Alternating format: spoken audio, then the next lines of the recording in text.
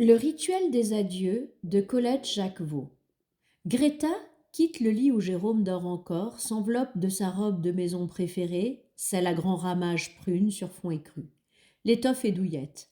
La qualité des nouveaux tissus, tous à base de produits recyclés, progresse chaque année pour plus de douceur, plus de chaleur en hiver, plus de fraîcheur en été.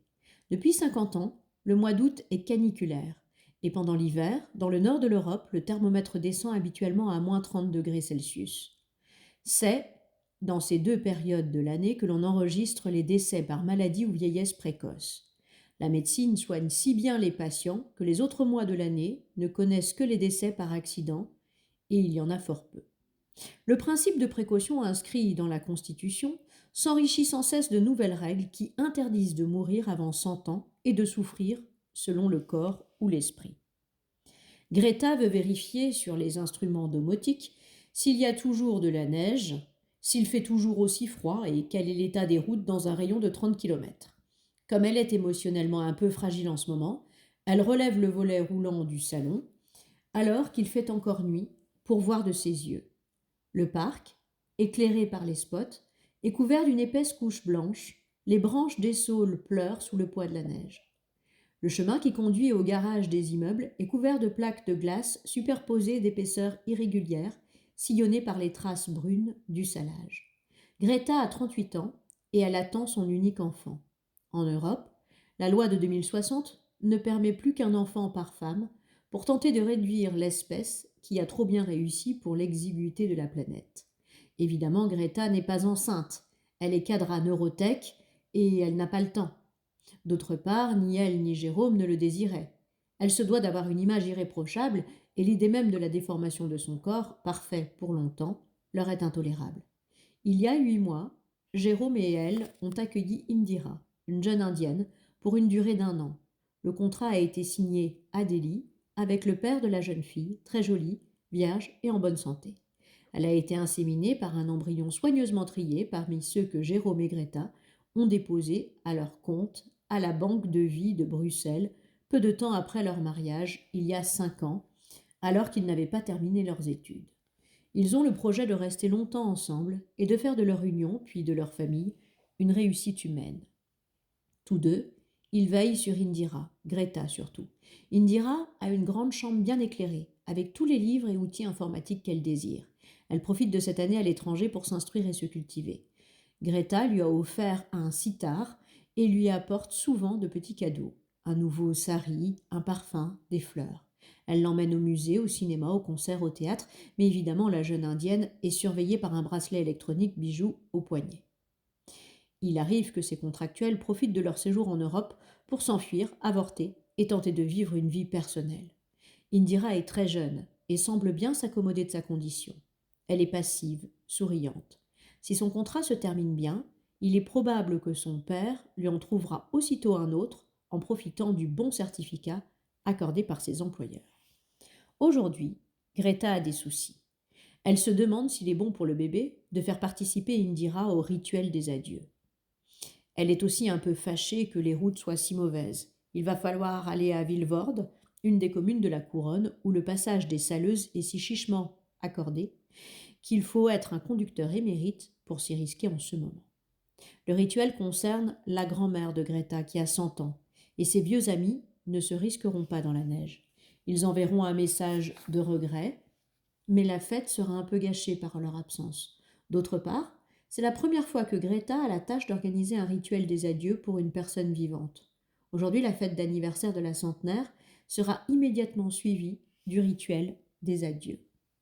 Depuis 2075, la loi impose de quitter la vie à 100 ans. Comme les naissances, la mort est strictement régulée.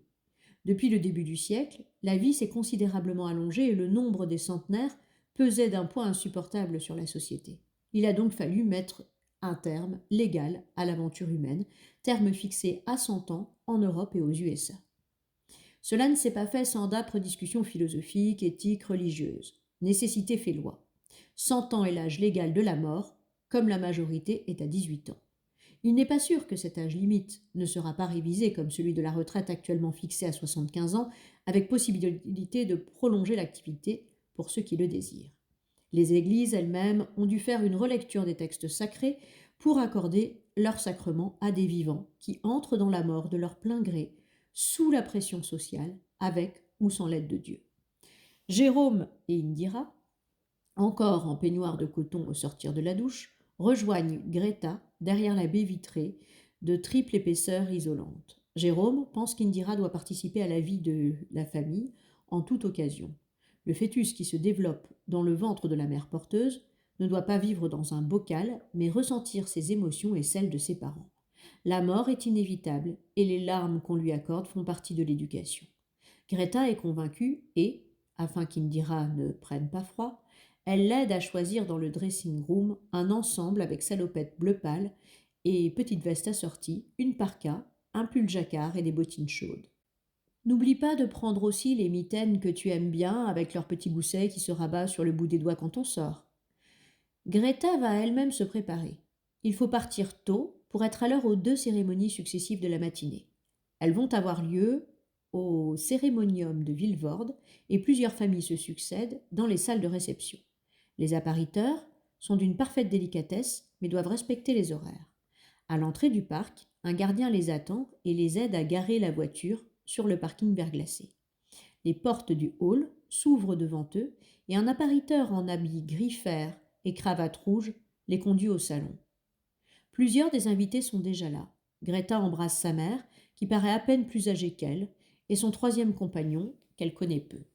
Celui que Greta aime comme son père a été le deuxième compagnon de sa mère, et elle le rencontre encore souvent, généralement à midi, au restaurant de Neurotech. Le premier compagnon de sa mère était son père biologique, mais elle n'en a aucun souvenir. Birgit, la mère de Greta, embrasse affectueusement Indira, lui fait compliment de son teint clair, préservé du dangereux soleil.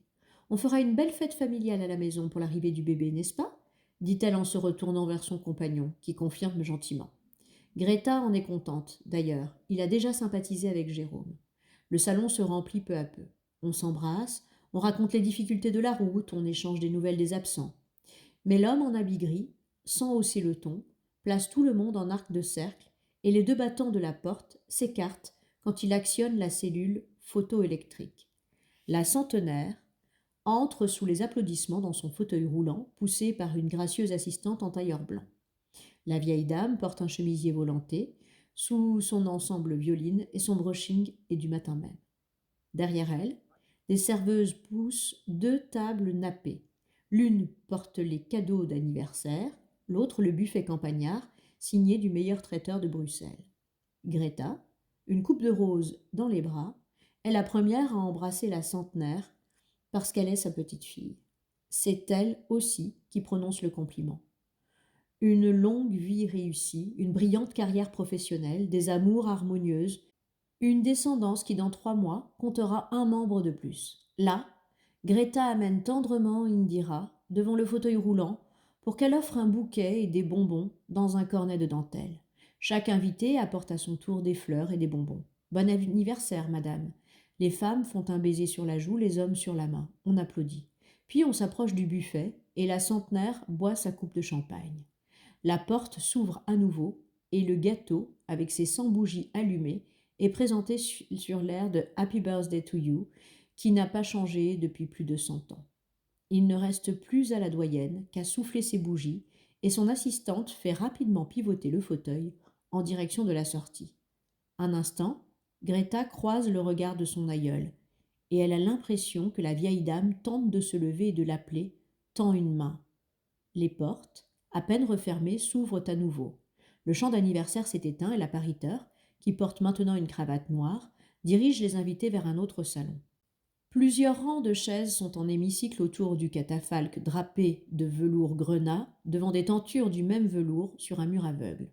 La centenaire dort calmement sur un coussin, dans une gondole de bois clair qui vogue sur les fleurs au-dessus du catafalque. Tous les invités s'asseyent en silence. Quand la loi sur la fin de vie fut votée, beaucoup auraient préféré qu'on apportât un cercueil, mais le comité de réflexion avait jugé qu'une société responsable devait assumer ses choix éthiques, que la mort devait intervenir devant témoins. Bien que la famille n'ait plus de pratique religieuse depuis 2 générations, Greta, par amour, a préféré convoquer un prêtre pour les derniers instants. Il psalmodie en latin que plus personne ne comprend.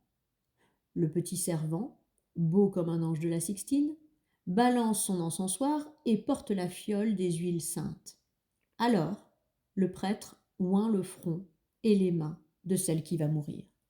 L'assistante, masquée d'un loup vénitien blanc, sans écarter les vêtements, plante sa seringue droit dans le cœur et injecte le liquide létal. L'endormi n'a pas bougé.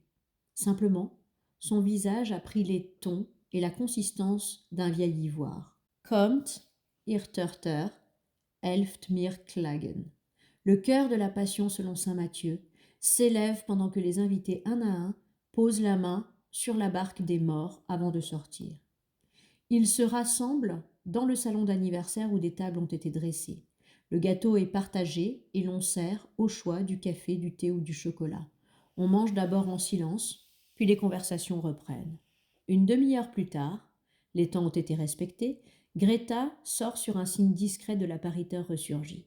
Il lui montre le cylindre noir, cerclé d'argent, qui contient les cendres et qu'un chauffeur en uniforme noir emporte dans le fourgon mortuaire déjà garni de toutes les fleurs de la cérémonie. Il n'y a plus, pour les proches, qu'à le suivre en voiture jusqu'au cimetière de Wemmel.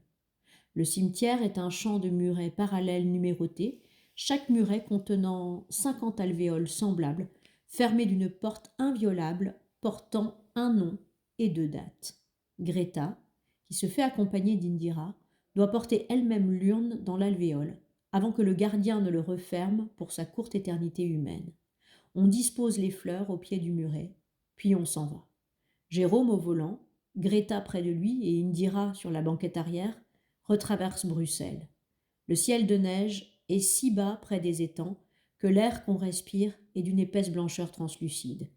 Et soudain, Greta pleure, sans plus pouvoir s'arrêter. Derrière elle, Indira pleure aussi.